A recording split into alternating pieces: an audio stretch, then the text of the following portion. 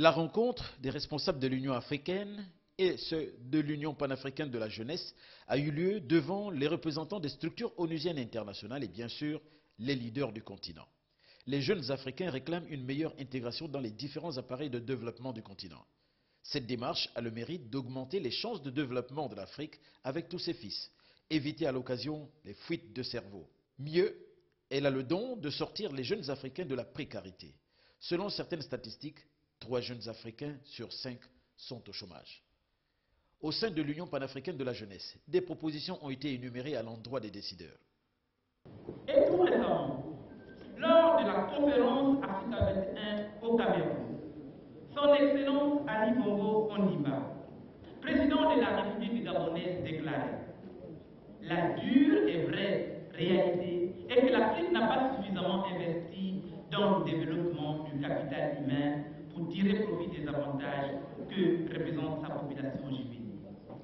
Les jeunes souhaitent la ratification de la Charte africaine de la jeunesse et son mise en œuvre rapide, ainsi que la mise en œuvre du plan d'action pour la décennie de la jeunesse. La création et l'optimisation des opportunités positives de la mondialisation et des DIC, et la création des emplois verts, décents, productifs et durables. Le constat dressé par la jeunesse est sombre.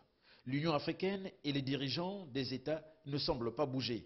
D'où le réquisitoire de plusieurs d'entre les jeunes à l'encontre des leaders du continent. Les représentants du Nigeria et du Kenya n'ont pas fait dans la dentelle. Si vous ne prenez pas la jeunesse en charge, c'est elle qui se chargera de vous, ont-ils martelé, allusion faite au printemps arabe. Une position jugée plutôt irresponsable par le chef de l'État malien.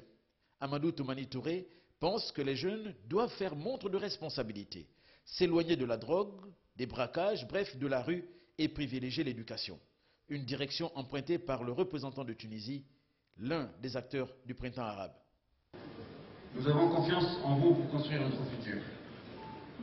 Mais il faut qu'on y travaille ensemble, dans un réel partenariat et dans une confiance mutuelle.